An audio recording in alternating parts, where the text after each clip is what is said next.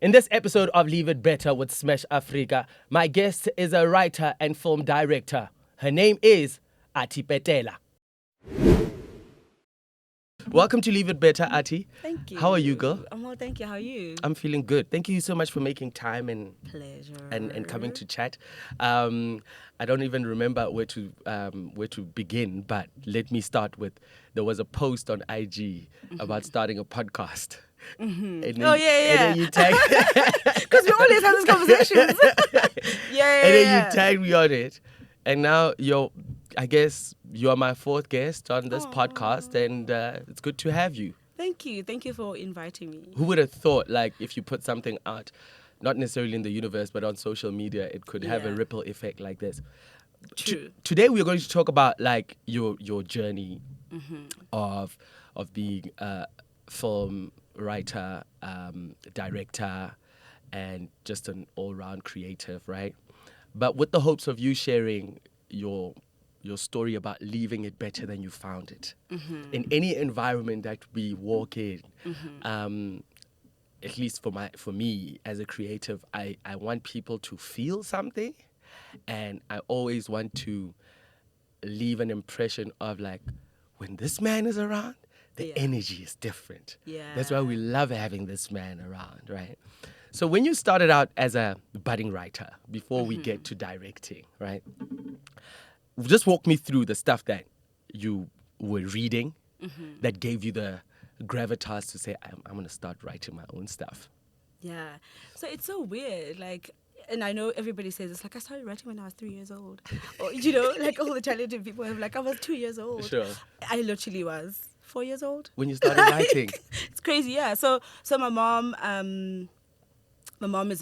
she reads a lot, and she doesn't necessarily write, but she loves story. Yeah. So she bought me, like, these little books when I was younger, and at the end, so it was Bible stories. Sure. And then at the end, it's like, what lesson did you learn? I learned about honesty. I learned about, So I used to read those a lot. Sure. So my mom was in varsity when she had me. And so I lived with my gran, and she would make me write stories every time so that I can tell her when she comes back home. Oh, beautiful. So I literally started reading, I think I was 4 years old. And then by the time I was like 5, I could, like, write something, because my mom's a teacher. Yeah. So she used to teach me how to read and write. And when my cousins came over to visit, I'd read for my cousins and I'd write. So that's when I started, like, writing stories. And I remember the one big story that, like, sticks out in my mind is a story about, so my grandparents used to have a lot of cows. Sure. And so my grandfather was feeding a cow one day, and then as he's feeding the cow, he's like, yeah, go get grass and come give it to the cow. And when I came back, that cow chased me. That was the beginning of my fear for cows. I was so scared. I was just like, I'm actually going to die today. And the cow had big horns and stuff. So obviously I had to write that down for my mom. So when she comes home, I'm like, yo, mama. Yeah. This is what happened. So that's when I... What language were you writing these stories in? I was writing in English. So I went to Umtata Christian School. And at the time, my teacher, I remember my first teacher was Mrs. Nelly. I was like 4, I think. 4, 3. Anyway, I was young. And I remember Mrs. Nelly greeting me in English, and I thought, what is she saying? And one of my cousins, we used to call him Banco back in the day. He was in the same school. Sure. But I get there, and he seems to understand what the teacher's saying. So I was like, well, I need to get the hang of this thing. Yeah. Because if this is how people communicate here, then surely, So I think, so then I learned, and then I could hear my teachers, and then I guess, started writing in English. Oh, that's beautiful. Yeah. Now, the reason why I asked you what language were you writing in, because I feel like we have so many stories as African people, right?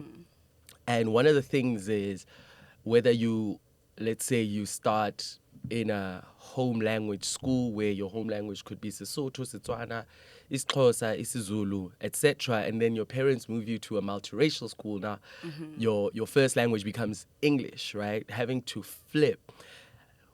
Was there ever a point in your confidence in terms of how you command the language or how you spoke and wrote that said, I can speak to anyone in this language? Do you remember a time where you were brave enough to speak in front of people in English? Because remember when you started out, you were like, what are they saying? I mean, I don't think I've always had, whether I was speaking in English to a white person or it just didn't matter. I had to say what I wanted to say, and I would say it. So I think the confidence for me was not necessarily the language in which I communicate in, but I think the thing I'm saying. Sure. Right. Sure. And I think I've kind of always punished myself for having big thoughts as a little kid.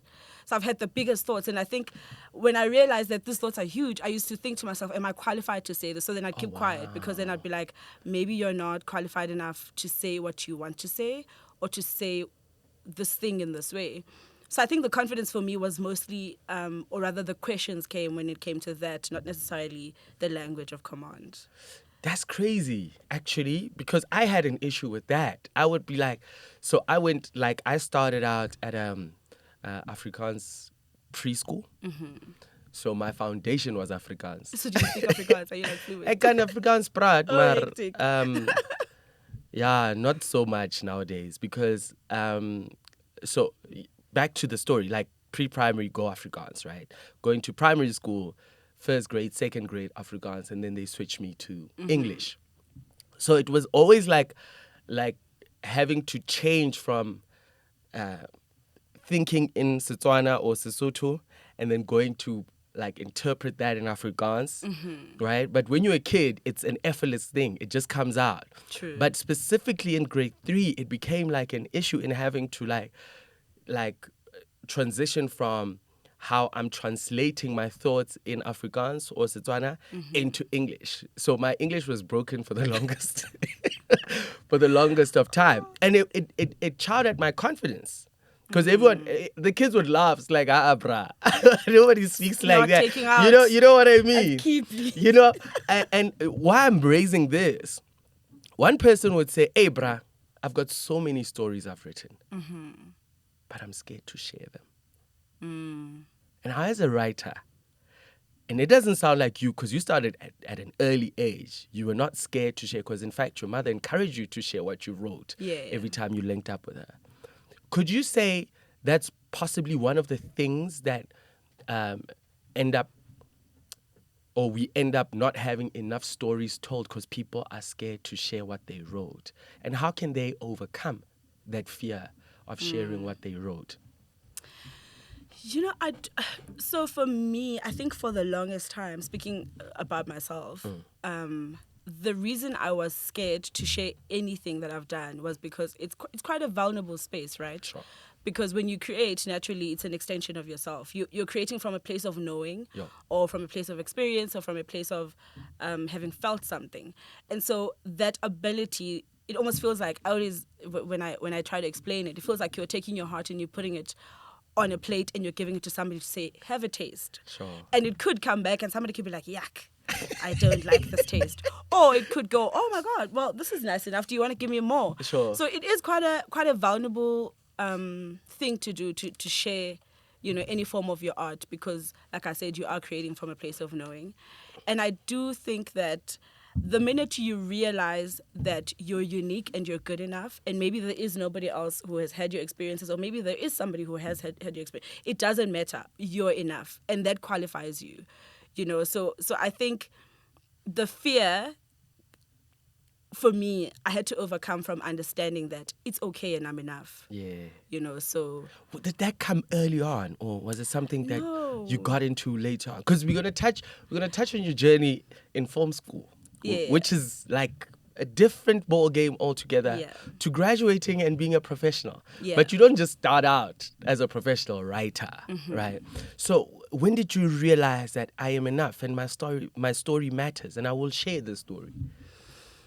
I think it came in bits for different reasons in different areas of my life. So when I was younger, I used to play a lot of sports. So I was a tough girl with like the big legs and the big eyes.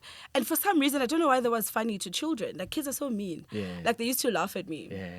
And every time I got home, I'd be so hurt, and I'd get home and my mom would say to me, well, shelf in Pick and Pay, and I didn't choose them. I chose you because you were enough. I love that. You know, so every time I got to school and they laughed, I'm like, yeah, mama, now you have a horrible mom and I have the best. You know, so my mom just like... You had the clapbacks already. Yeah, so that was in that part of my life though. But then you grow up and then you get to realize that there's some parts of your life that you either do not want to own for whatever reason or cannot own, or it brings some form of shame to you, whether you feel like you're responsible for what happened or not, you know. And then I think as I grew older, because I am quite interested in like people's stories generally and chatting to different people, I just realized like I think the common thing that we all have is the inability to own our stories for ourselves. Because the minute I recognize and I own parts of me, nobody can come into my life and shame me for them because I've owned them already. Yeah. You know, so I think then that kind of extended into the storytelling part, you know.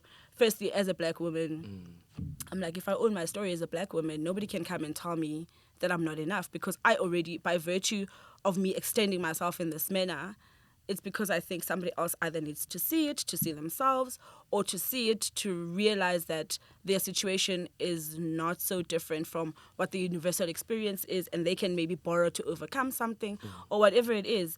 So I think in that way, I started feeling like God had sent me here for a reason, and I was so scared of not fulfilling or living that reason to its fullest potential. Man. And I feel like that started becoming my confidence to say, well, if a story comes to me, it means God wants me to do it. And I'm so scared of saying no to God. And therefore, let's just get it done. Whether I'm scared or not is besides the point. So you used to kill essays, man, when they say, yo. Yeah, I mean, you know. And the reason why I'm taking it there, like, you know, there's a structure to writing story, beginning, middle, and end. Now, in school, they'll say mind map. Write down the ideas, like, what is the story about? Who are the main? Where's the plot? Where are you going? Blah, blah, blah. Now, because you started writing earlier on and started reading earlier on, so you kind of had a grasp of it. No? Or yes and no. Yes, in a sense that it helped me know what I wanted to say. Okay. But not necessarily the structure. Can I tell you, I still learn till this day. Last week alone, I was learning about like what makes a punchy story and how you need to structure your stakes for a character in order for it to be this scene. Oh my goodness. Oh no, there's no way. You know. I just think we never stop learning. Hey. Sure. I just think we never stop learning, and I think I never want to find myself in a space where I feel like I know enough, because then that becomes the point where my growth stops. You know, so whether it's like in my personal life or my work, so I still don't know the structure. I'm still learning every day. Sure. Like I said last week, I learned something new, and I'm hoping next week it'll be the same, and the other week, and the other week, and the other week. And your willingness to say, I don't know it all, and the humility that comes from that when you have done so much in such a cutthroat industry, you know, especially for a black woman. Yeah, I mean, I don't know what, maybe I don't have the language for it, but I don't want to call it humility more than I want to call it, I suppose, the acknowledgement. Again, my biggest fear is to come to this earth and not do what God says I should do. Sure.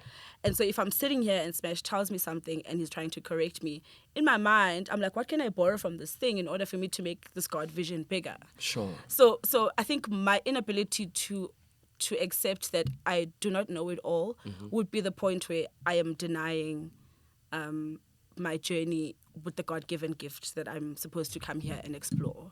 Speaks to purpose, bro. Yeah, and it sounds like you found your purpose, or you had an idea of what your purpose on this earth is and was at a young age. Yeah, it's strange. I had an idea in my heart, and I think I've kind of let that little thing. I remember reading a Shonda book, and she said it was the hum. So every time I need to make a decision, whether story or whatever, I try to feel out that hum that I had when I was 7, and if it's present at the moment when I need to make a decision, then I know it's right. Damn. You know, so I guess I just look. When out are you for- writing music? I think Music? Ati's records would slap. You just write it for people, get the right singer, get the right composer, producer, do the right thing. Well, you put it out to the universe. Let the universe. You thought about writing music in your?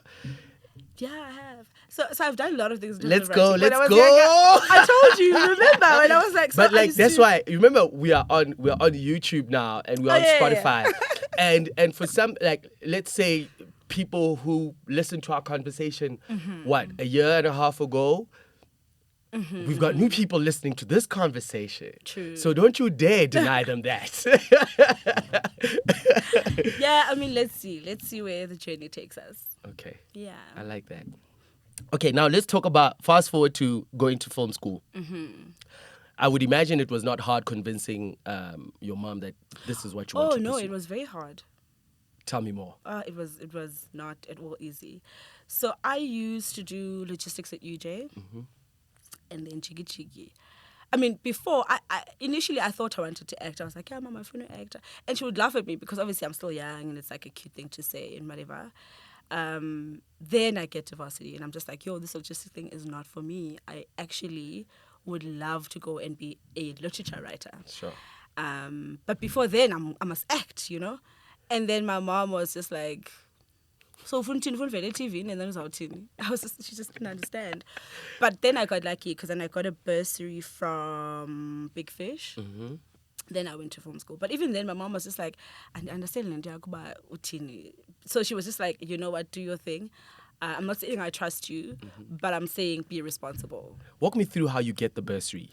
And now the logistics, the logistics degree, you're like, let's put this on the side. Yeah, I was like, yeah. You no. did not complete that. No. I was like, nah. So how do you get the bursary? Do you use the logistics results? No, so or do you how enter a writing How contest? did that happen? How did I? Oh, I was at AFTA, because I was going to find out something at AFTA, and then when I get there, they give me forms and they're like, okay, fill in those forms. But then there were people going in and out, and then somebody tells me about Big Fish. They're like, oh, have you heard about Big Fish? Maybe you should also try that out and see how it goes. And then I try it out, and then they call me for an interview, call me for a second interview, basically just asking me a lot of questions. I guess trying to gauge, the whole thing. And then they were like, okay, cool, well, you go in. And then I went. That's how you got the bursary? Yeah. Crazy. So the reason why I'm asking about education, one of our guests that we had, the Admiral, a lot of people don't know that, I think he finished school at like age 15. He did not graduate high school and then go to varsity and whatnot, right? And then he just found himself in spaces where his interest was piqued, like through music, and then from the music conversation, he enjoyed film and he started watching a lot of films. And then they invited him to, contribute in a film conversation. From a context point of view, he goes from being a film critic to being a writer to being a director. But he is someone who did not necessarily go the formal education route. We know with creativity, showcase, you don't have to go through the formal education route. But let's talk about the importance of going through that journey, of going to a film school, knowing that you have the innate ability to write story. Yeah. Look, I think, and maybe my view on it is not a universal one. Maybe it is, I don't know. But I just think that, firstly, going to film school, it connects, right? Because the people you go out and work with in the industry are the people you've gone to school with. Yeah. So it does definitely help.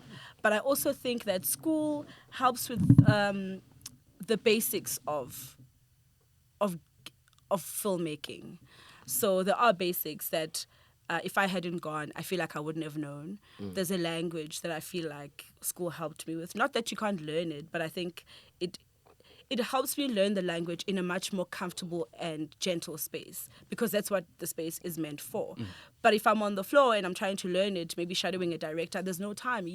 the director has to shoot, the director has to get stuff done, they need to deliver. So the space might be slightly more aggressive, I guess, for lack of a better word. Pressure. Yes, there's a lot of pressure. And I also just think school does help with like critical thinking, because after then I did film, then I went to Vega and I did strategic creative management. Okay. Which also helped with critical thinking. What I'm saying is I probably still would have done the job without going there. But now in thought, I'm much more confident. And I'm much more confident that the thing I want to implement is going to work because there's evidence. So yeah, I think if you can go to film school, please do it. I think it's good. Yeah. For confidence, Yeah. Now, I need to be careful how I phrase this. As a Xhosa woman, I'm assuming education was a big thing in your family. Yep. And I would say, like, Xhosa people pride themselves with education. Oh, I did it. I said it without being condescending. Hence my and offensive. reading at 4 years old. So I was just like, I'm just like. Now, when you look at your degrees that you've got, are you looking to go and get more degrees? And why I'm asking this question is, how can we make school better based on having studied something, practiced it, and coming back to an institution and saying, maybe this is how we need to teach certain things, in making it not necessarily more gentle, but malleable to the times. Because you can go on YouTube and tutorial editing. Sure. You know what I mean? Yeah. It's a loaded question also. It is. Yeah. So, I think because of the nature of the person I am, I like talking and saying things that I know, without a doubt in my heart that this is it and this is, And maybe it's just for me. I like the confidence of knowing that what I'm saying is right and it will work. It might not be right for you, but I can prove it to you for myself that it's going to work. So the thing I would probably go back to school for is law, funny enough. Sure. I think it's law because I also just feel like the industry is not regulated, right? And so because it's not regulated, it's very easy for people in much more vulnerable spaces to not get the benefits of their hard work, right? And I think this was sparked up by the protests that are happening in America. In America, yeah. writers not being compensated duly for their work. In fact, being snubbed. And the people who are getting most of the money, and we must speak boldly about it. Yep. Being the big production houses or big production companies or media companies. Exactly. If it were. And I mean, it happens here as well. And I think because I'm such a hard person, right? Like I live from my heart. And I remember, like, the thing that hurt me the most recently is a production company asking me to come write and direct something, which I was quite excited about. And then they're like, oh, we have no budget. Standard, that we don't have budget, it's not a lie, right?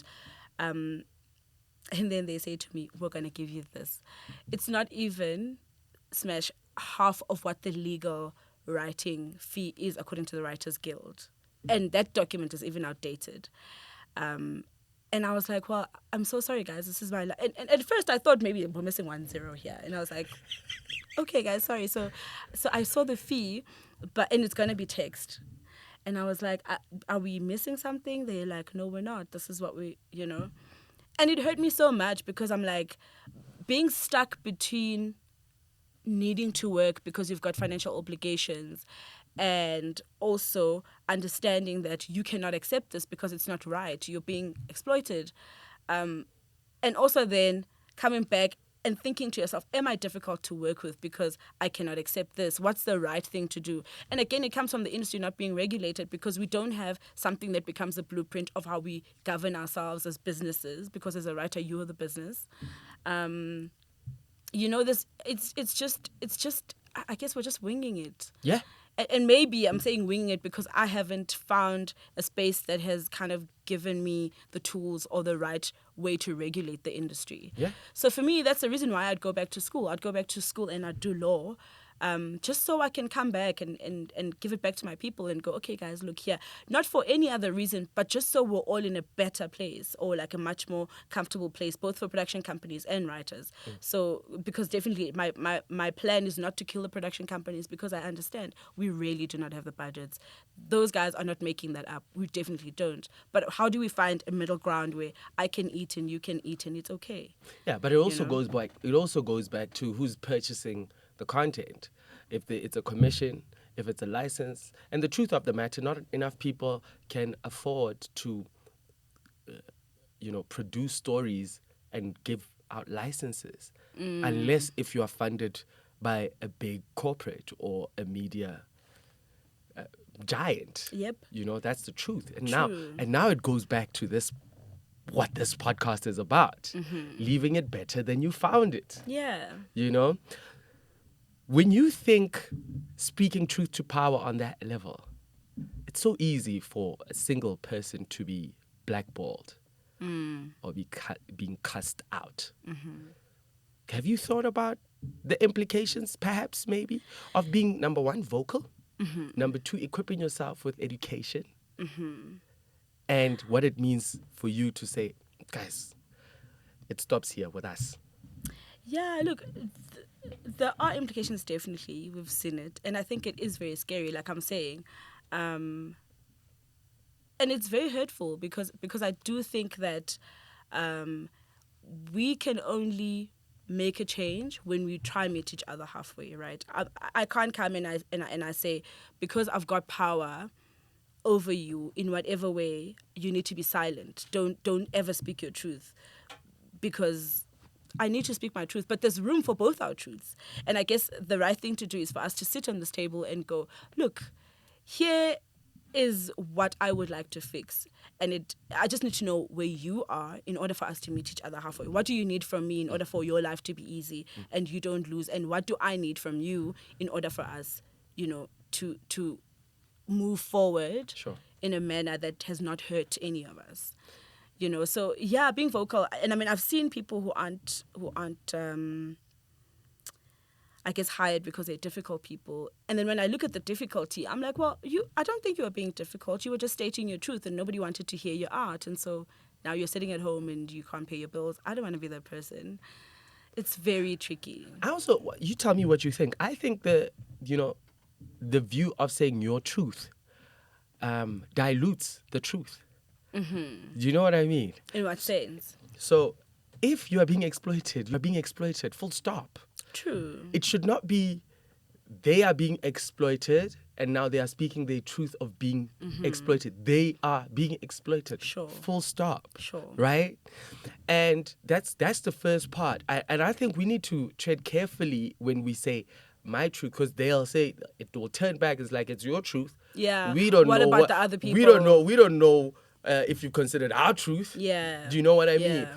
But if we say this is the truth, and this is what it speaks to, and what you're doing is either right or wrong, and it needs to stop based on how it affects the value chain going down. And that's... It's really hectic. And it's so taxing. I remember the one time I called this friend of mine and she was crying.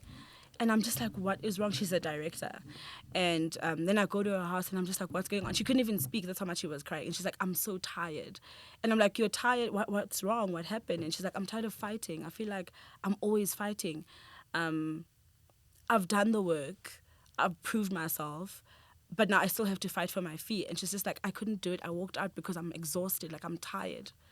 Do you understand the implications that those things have on, like, somebody's mental and emotional health? When that is how you create from a place of like your mental and emotional state as a creative. So now when you're already tired and then I must wake up tomorrow and go to work in my exhausted state after having fought for the thing that I should be getting, and again, not to say we shouldn't negotiate. Of course we should, because production companies also need to make money, understandably, but I just think that there should be that, like, what do you call it? Equilibrium. Yeah. Is that like equal meeting point? Yeah. Right. Yeah, and I mean, hopefully we'll get to a good place one day, and hopefully I'll go study law and I'll come back and I don't know. Let's see. But it goes back to the point that you made earlier on about meeting each other halfway. Yeah, definitely. I mean, that's the cycle of life in general. This if thing you of think saying about 60-40, 80-20, I know that's how everyone wants, or at least believes life works. You know, you contribute 80, the other one 20, then you must just live and settle at that. But the issue is, what happens if you can't do your 80? Or at least what happens when you realize that your 20% is actually exploitation? You know, the buck needs to stop at some point. Now let's talk about this.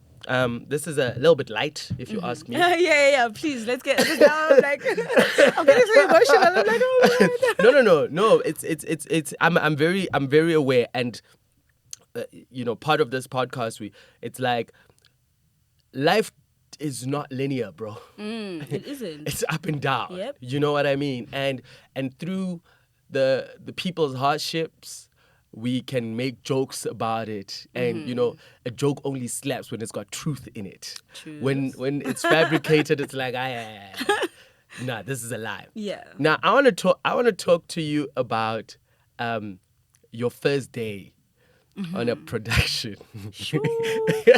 Horrible. And the reason why I'm saying it's And light. I sucked for a while. Can I tell you? Like, I sucked for a long time. Oh my God. Like, just thinking about it, I'm like, oh. By the way, I didn't know this. This is like So I worked at Stage 5 Films with super amazing people, and they made the sucking easier. Dylan Puch, Marcel Dutoy, and Jolene Menard. This is in Cape Town. So cool. I get there, I work there. Oh, I sucked. I was so bad.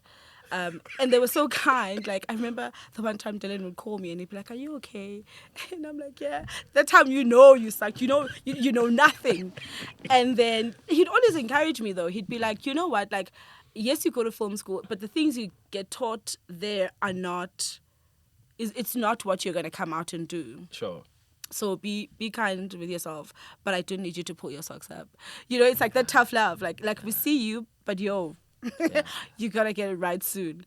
And I think that experience was actually so good for me because I also just feel like it taught me that the industry doesn't have to be so hard. You know, it doesn't. In order for you can be a leader and be assertive and have your voice heard without swearing at people, without being, you know, shouting at people on a set. People can just come and be happy and talk to you and let you know what the challenges are. So again, you guys meet each other halfway, right? Because we are on set 12 hours a day. We are there sometimes 6 days a week.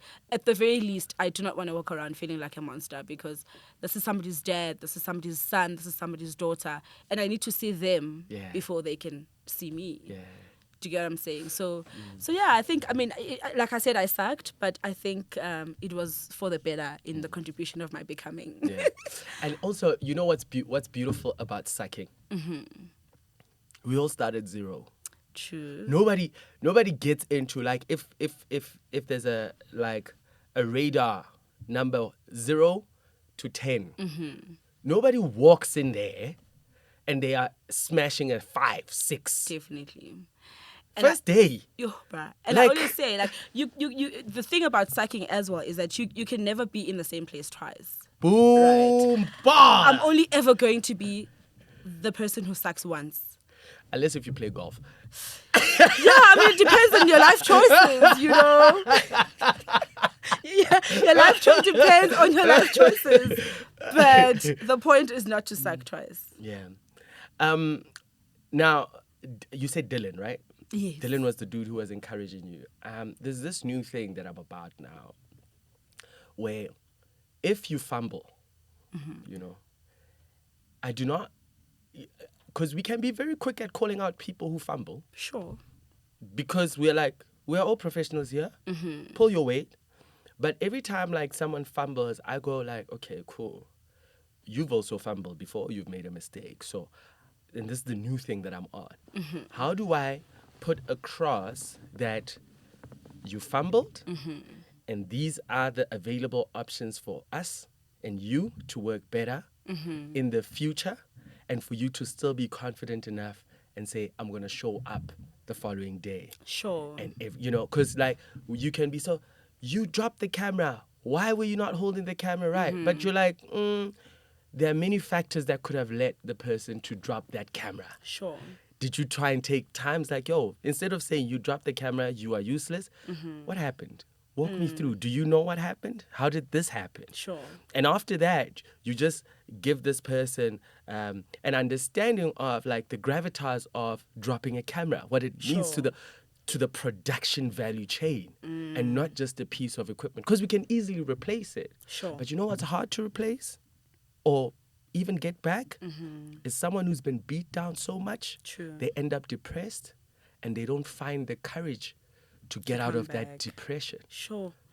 That's so important. Like, I don't know, I have a lot of, and it wasn't you, because I know I talked to you a lot about this things, but I don't think I was having a conversation with you, but I was talking to somebody and I was like, my most favorite style of leadership is the one that is human-centric, right? Like, and from that, then every time I want to be harsh on somebody, I remember there's a quote that I read in a book the other time. It says, we give ourselves the grace to evolve while we expect the next person to be a finished product.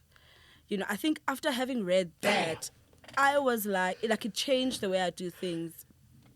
It changed the way I talk to people. It changed the way I deal with conflict. It changed the way I govern myself as well as a person who's a leader on a set sometimes. Because everybody deserves the grace that I give myself freely, without question, without punishing myself. I mean, sometimes I will punish myself because obviously I'm a creative, but like overall, I think we owe each other space for the grace to evolve and become better people. And I think, again, that speaks to living it better. Yeah. Like, I need to, if you haven't felt anything from my presence, if you haven't done anything from my presence, if you haven't been moved enough to question something in your life in order for it to be better, then I'm failing, So the last thing I want, again, is for you to get back to your couch and you're slouching and you're like, I'm never going to do this thing again, I suck. Because that's the thing I've planted in your mind. So I do think that, again, understanding that your gift is God-given helps you treat it with the same level of gentleness. Because I can't be careless with what I believe God has given me. It doesn't belong to me also. It's, and the more I'm gentle and I treat it with the most delicacy, for lack of a better word, I think the more it is going to benefit me and it is going to be better and, grow the next people. Gotta take it. While we are on this conversation of debuts, you mentioned your debut on set. Let's talk about your debut as a writer director. First, I want to start with the writer part, because a lot of people, I mean, you see on the credits, writer, Bani Bani. Sometimes writer is also the director. But do you remember when you made your writer debut and what you wrote for and how much you wrote and the most important question, the process of delivering the final for your debut? So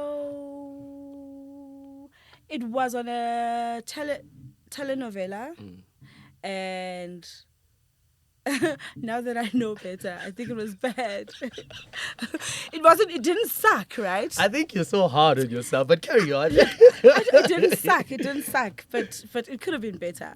But I had a great mentor who came back to me and was like, look, here's the feedback, we could do this and that here. And that worked out. And soon after, I had my actual debut writing and directing a film that did very, very well, currently on Amazon, called Trapped. And you produced that? Yeah, so I produced that, I wrote it, I directed it, I executive produced it, and then the NFF gave me money, and then we made the film. I mean, that process as well is a grilling one, I'm not going to lie, because when they say the work is never done, it's literally never done. Even when you're shooting on set, it's never done. Until it's delivered, then there's nothing you can do. But like, you're always questioning yourself. You're always, is it good enough? Are my choices good enough? Is it right? But also, I found that for myself, you need to get to a point of being able to let go, because so you were given the story to write, you had control, but as soon as you give it to an actress and you say to the actress, here's a story that I have trusted you with, hence I want to cast you, you must understand there's a collaboration that needs to happen, and that requires a lot of letting go. You know, it requires a lot of openness, it requires a lot of, because we could be reading the same book but we see it differently. Boom. We could be listening to the same song. Right, and it means different things. So I think that film taught me trust, you know, because people can only give you their best when they feel trusted. Sure. Just like I can only do my best when I feel trusted, because when I don't feel trusted, then I'm just like, I never know if I'm making the right decision, the right choice. Yeah, and it's a dance also. Yo, it's a dance. And I've recently done something actually where I felt not trusted. And that was such a, like, it was mental work to wake up every day and go, perhaps I need to understand from what place this person comes from, so that it changes my perspective and the way my output is going to carry on throughout the day. Because the minute I wake up and I'm like, yeah, I know you don't trust me, and I feel that, that's how I'm going to behave throughout the day. You're going to be defensive. Right? But if I wake up and I go, let me try understand your position. It has nothing to do with me. It's something you have to do. It's part of your job. And somebody else is going to come into the same job. They'll do it differently, and there's nothing wrong. We'll just show up differently. And so I think the minute I learned to shape my perspective according to who I am and not according to the situation, I think it helped a lot. And How it did still you does. get there? Damn, man. That's what you just, like, look, life is about testimonies. I'm a Christian man, bro. Yeah. And we can read all about it, but if someone is not talking from a lived experience, it doesn't slap the same way. So how did you get to that point of understanding that maybe this mistrust or feeling not trusted is not on me, and because I understand that, let me understand what this person is coming from? So I think, again, generally, I'm so scared of half showing up. Like, it scares me. And also, I got to learn that there's so much responsibility in that fear of half showing up, because it means that I could get in here and I'm late and I'm owning everybody's thing, and now I'm way down and now I can't give you what you want because I've just gone and owned every single thing because I thought I was supposed to have shown up for every single thing. But I had to go, do your best, right? And when you do your best, I think there's a certain level of peace that comes with doing your best, because you know that there isn't something reserved on like a little suitcase that you don't want to give away simply because you don't want to give so much of yourself. I will give all of me. Sure. And I feel like the minute I do, then it gives me peace enough for you to do something. And I'm like, I understand. I hear you. I receive it. If I have to evaluate myself and go, perhaps you could have done better, I will.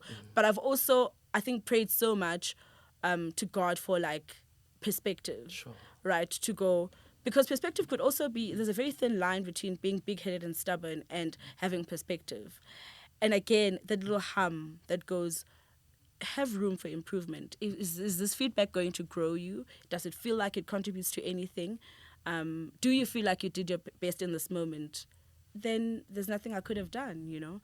And again, I'm open to sitting down and hearing how I could have done my best, and I can explain it to you. Sometimes not. I could just listen and go home and understand, look, you did your best. And at the end of the day, God says I am who God says I am. Sure. Right. I really love that. Now, this one is another light one, because we went... We didn't go deep. We must also not, like, I feel like these buzzwords that we use, woke, deep. This one is fun, but it goes back to like starting at zero. Sure. I don't know how far you got with watching the previous episode we had on the podcast, but I'm going to ask you the same question. Do you remember the first time you drove? And I do. Now, there are two things about driving, right? There is driving for the first time, and then going for driving lessons. But I want the story about driving for the first time. Sure. What car? Whose car? How did you get into the driver's seat? What was that experience like? Driving for the first time was my dad's car. It was my dad's car. He used to drive a maroon Sentra. Do you remember Sentra? Yeah, I remember saying. I was so young, actually. So he used to drive a Sentra, and my brother said, so my brother usually used to park my dad's car like in the parking lot because my dad would just come and just park in J, and then my dad. And then I remember my brother going, go in. And my brother and I are like super close. And then I'm like, So you're doing what your brothers used to doing, because that's how we build the confidence of Yeah. a young driver by Yeah. requesting them to park. yes. Yeah. So he's like, go in. And I'm like, what? Is I'm it excited. automatic? Is it a manual? No, it's a manual. I Just didn't question whether I could drive or not. I was so happy. And nobody has ever said to me, go in. I was like, what? Took the car and I didn't even ask. I went in, I start the car and I'm like, whoa, wait a minute. Now I'm there. And I'm like, I don't think I know what to do. So then he comes in and he's like, okay, so it's ABC. Sure. Accelerator, clutch. ABC. Accelerator, brakes, clutch. Yeah. And I'm like, okay. And then he's like, accelerate, you go. And then B, you brake. Clutch, if you let go a little bit, this happens. So I was like, okay, cool. It was a disaster anyway. The car kept doing this. It kept doing this up until I was like, no, actually, I cannot do this. So you were not able to park the car? No, I wasn't. And he kept going, just go. And he kept doing this. He's like, it's fine, go again. And I'm like, no, actually. And then the crazy thing is that like your foot would shake uncontrollably while you're on What the foot? clutch. My heart, my liver was shaking. I was just not okay. Especially on the second move, I was like, I'm actually going to die. Oh man. And then what gave you the confidence to be like, okay, I'm going to go for driving lessons after that? Because usually after that experience, one could be like, can the earth open up and swallow me? I could not move the car like a few meters in. Like, So my mom had just done her learners. I told you about me and facts, and I want to be confident and I want to know. So then I remember my mom having reading this book. And I was like, K53. yeah. Which the most of K53. you South African drivers do not read. Yeah, Because no. you clearly don't, we don't see it on the road that you read it. But anyway. Listen, K53 was my friend. Sure. I was just like, I want to know. And then I read. On a theory level, I could tell you what's happening, but I think it wasn't practical because I hadn't gotten into the car. So my brother would ask me stuff and I'd tell him, yeah, if you do this, you do that. And then he's like, okay, well, let's go do it in the car. I was like, I don't know. I'm smart enough to tell you what I read in the book. Sure. But I don't know if we can go into this thing. And then afterwards, then I wrote my learners and then I went for my first lesson. Again, I think also there's just so much comfortability in knowing that you're doing something with somebody qualified. Sure. Right. Hence Sure. the school thing. Hence I'm saying I encourage reading. I encourage school. I encourage. There's just a level of comfort that came with me sitting next to that guy who said to me, I've got brakes on my side too. And I was like, okay, well, let's do this. And then I drove. It was nice. I mean, I was still shaking, but I was a little bit more at ease. Yeah. And then we drove, and then no, it was fine, yeah. So the premise of this, and now we are in episode 4 of this podcast, the premise of this question is, it's a reminder that whatever we want to go for, we can go for it. Sure. The start is not going to be like, because there's an example, there's always a reference of someone who's doing it, and maybe you want to do it because that person influenced you and inspired you to do it. But the point is, have enough grace for yourself to say, I'm just starting. And in starting, there's a journey. I will know and reflect back on how it was for me when I knew nothing versus what it's like now. I mean, you touched on the, how you work with people on set and the importance of how you could collaborate and lead. Because as a director and a writer, you are essentially the leader of this whole thing. Yeah. When you get like a check for a production,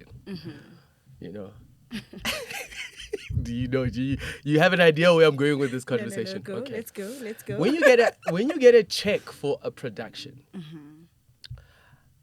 do you get it on the basis that you have done this business plan of what the production is going to cost before they help you or finance it? This is where the money's going to go. That's the budget for the actors. That's the budget for the camera crew. That's the budget for the location. That's the budget for all those things. The reason why I'm asking this question, because I felt like we must just elevate a little bit and give like people a sense of how it works with the budget allocated for a film and how money is spent, you don't have to give me figures, right? Instead of treating it like a tender and saying, "Ese es popile." Sure. By the way, tender, for those who are watching from overseas, it's a procurement system that is used in South Africa to not only,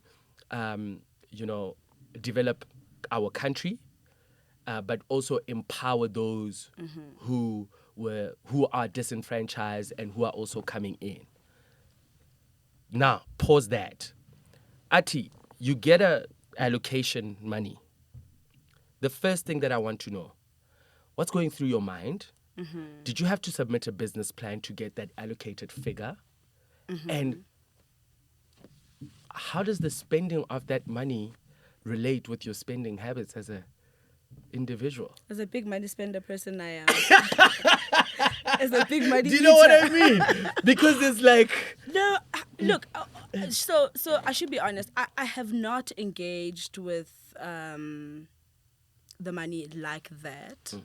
So how my process went when I was doing my first film, it was through a production company. So I think they did all the back work of. So usually how it happens, you would draw up a budget, or maybe they'd say. Maybe there's like a standard, like we will commission, or our commissions for the slate, because mine was a slate. Say my slate, the commissions were maybe say 2 million, right, per film. And then what you need to do as a production company is make the 2 million work. Hence, I'm saying I do have a little bit of grace for the negotiations, for this is our budgets, this is what we can afford. But then again, it should be within reasonable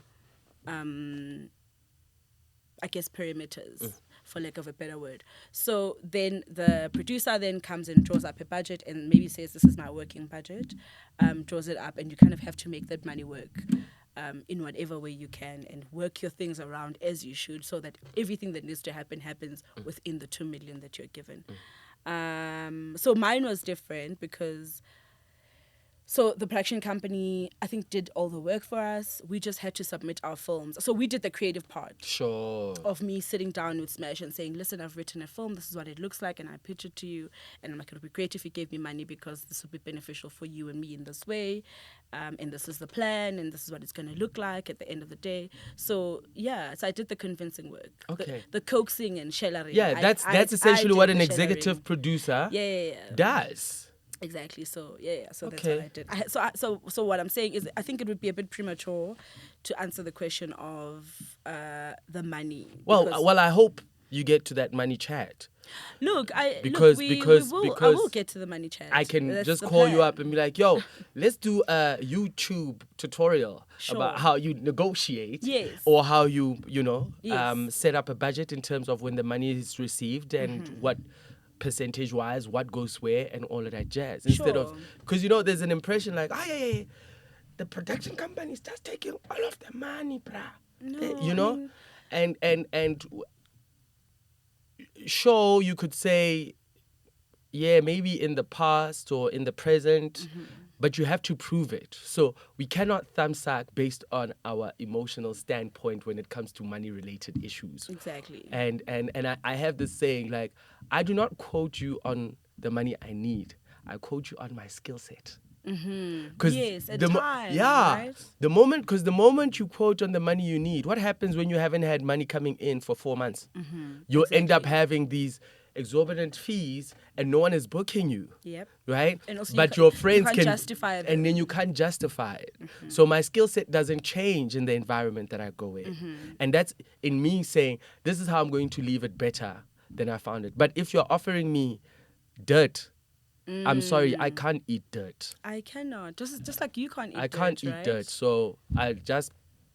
Thank you. Now I want to talk about like NDAs and the power of NDAs, bro.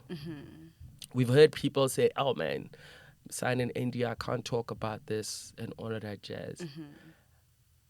In your experience, do you think what is enforceable that's written in the NDAs, and what do you think the primary reason of having these said NDAs could potentially be? Is it because ideas get stolen? Yeah, I mean we are in the business of ideas, right? And I think the space of ideas is also quite fragile because there's a thing that says creatives drink from the same well of thought, right? So if an idea has come to me, chances are it has come to you, it has come to the next person and the other and the other. And I think what makes us different is who executes first. Sure. Right? Because we all have ideas. Sure. I have ideas, you have, we all have ideas. But what sets us apart or what makes us different is who executes first. So I think NDAs are quite important. And I think because the idea is, it's products we sell in order for us to make a living, right? So I think NDAs are quite important. And I think we probably, again, the non-regulation thing, I think we have not protected our ideas enough. Because even with the existence of NDAs, I hear somebody going, well, my idea was stolen by whoever. Whether it's true or not is besides the point. But also just the idea or the potential of that being a thing in your mind, and also having seen it happen, means that we haven't, again, regulated the space enough in order for us to protect what we have created. Right. But yeah, I think they're very important. All right. And that's why I want, like, that's like a big question I needed to ask you as a writer. You know, like a lot of people, man, budding writers, and they want to collaborate and they want to pitch and they want to do that. But it's about what have you done on the back end to protect your IP, intellectual property. And that's where the NDA question comes in. Yeah. Last but not least, what do you have to say to all the storytellers out there about the importance of telling and sharing their story? So I'm thinking about a conversation I had with this lady that I'm super excited to have met. Her name is Nosipho. If you're watching, Nosipho, hi, how's it? So yeah, you must send her the link. Yeah, we see you, Nosipho. We see you. So we were talking about it, and I was like, three things for me. One, when I got into the space, I think I saw a quote that said, until the lion learns how to hunt, the story will always glorify the hunter, right? Number one. And that's my why. That's why I do what I do, because I never want to not be the person who uses their voice to see somebody else, who uses their voice to validate somebody else, who uses their voice to reflect whatever situation we're in or the climate in which we're in currently, right? So for me, that's important. And I think that's then how I live it better than I found it. And then the second one, I think, was it was look at the future and find your place in it. So for me, again, I was like, stories are infinite, you know. We're creating a story as we're sitting here. I'm going to walk outside, bump into somebody. That's a story created. So my favorite thing about life in general is living in the in-betweens, you know, like the little spaces in between. Like, and I feel like storytelling allows me to do that. It allows me to live in the spaces I've never been to. It allows me to see things I've never seen before. It allows me to feel things I've probably never felt, to talk to people I've never spoken to.